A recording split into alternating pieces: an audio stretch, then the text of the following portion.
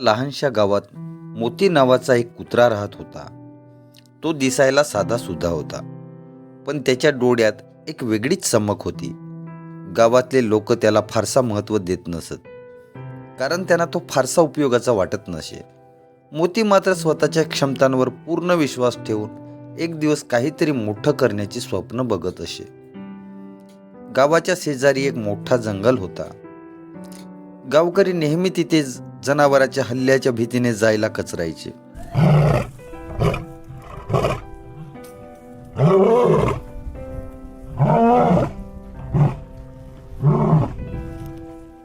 एके दिवशी गावात एक घोषणा झाली की जंगलातल्या वाघाची मक्तेदारी संपवायला ज्या प्राण्याची हिंमत आहे त्याला मोठं बक्षीस दिलं जाईल.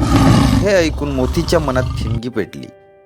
तो ठरवून बसला की हे काम मीच करणार. मोतीने तयारी सुरू केली.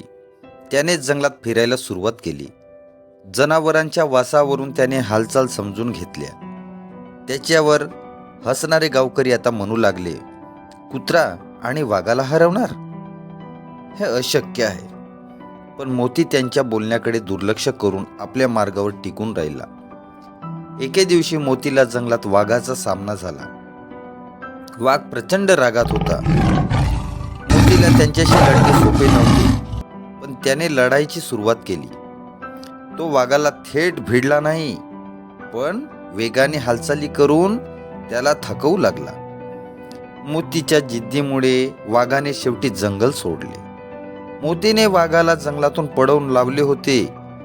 गावकऱ्यांनी पाहिलं की तो साधासुधा कुत्रा आता संपूर्ण गावाचा नायक झाला होता. लोकांनी त्याला डोक्यावर घेतलं. मोतीने सगळ्यांना दाखवून दिलं की जिद्द, मेहनत आणि स्वतःवरचा विश्वास या गोष्टीही शक्य होऊ शकतात. मित्रांनो, जीवनाच्या खडतर वाटेवर चालत असताना सुख आणि दुःख नेहमीच मागोमाग येतच असतात. मात्र मनुष्याने सुख लाभले म्हणून आनंदी होणे आणि दुःख पदरी पडले म्हणून निराश होऊन खचून जाणे हे योग्य नाही. कारण जिथे सुख असते तिथे दुःख सुद्धा येत असते, आणि जिथे दुःख संपते त्यामागे नक्कीच सुख लाभते. मित्रांनो, ही गोष्ट आपल्याला शिकवतं की ज्या वेळेस लोक तुमच्यावर विश्वास ठेवत नाहीत त्यावेळेस तुम्हाला स्वतःवरचा विश्वास टिकवावा लागतो. परिस्थिती कितीही कठीण असली तरी मेहनतीने सगळं साध्य होऊ शकते.